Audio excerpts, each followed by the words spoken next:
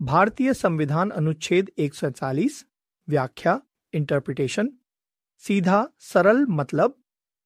अनुच्छेद 147 supreme court की व्याख्या संबंधी शक्तियों के बारे में बताता है।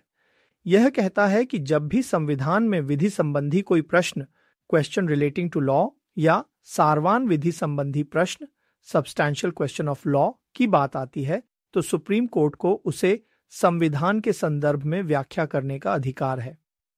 मतलब अगर किसी कानूनी मामले में संविधान का अर्थ समझना जरूरी है तो सुप्रीम कोर्ट ही अंतिम फैसला करेगा कि संविधान क्या कहता है।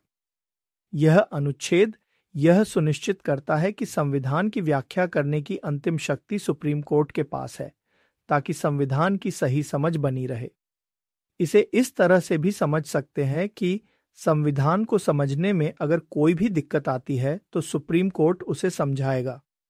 थोड़ा और विस्तार में, जब भी कोई लीगल मैटर कोर्ट में आता है और उसमें संविधान के किसी प्रावधान का मतलब समझना जरूरी हो जाता है तो सुप्रीम कोर्ट यह तय करता है कि उस प्रावधान का सही मतलब क्या है।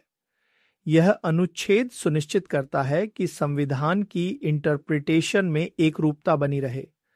इंटरप्रिटेशन का मतलब होता है व्याख्या करना या समझाना। सब्सटैंशियल क्वेश्चन ऑफ लॉ का मतलब होता है कानून का एक महत्वपूर्ण सवाल। उदाहरण, मान लीजिए किसी कानून को लेकर विवाद है कि क्या वह कानून संविधान के किसी मौलिक अधिकार फंडामेंटल राइट का उल्लंघन करता है। ऐसे मामले में सुप्रीम कोर्ट यह तय करेगा कि उस कानून का मतलब क्या है और क्या वह संविधान के अनुसार है या नहीं। मुझे उम्मीद है कि यह व्याख्या आपको अनुच्छेद 147 को समझने में मदद करेगी।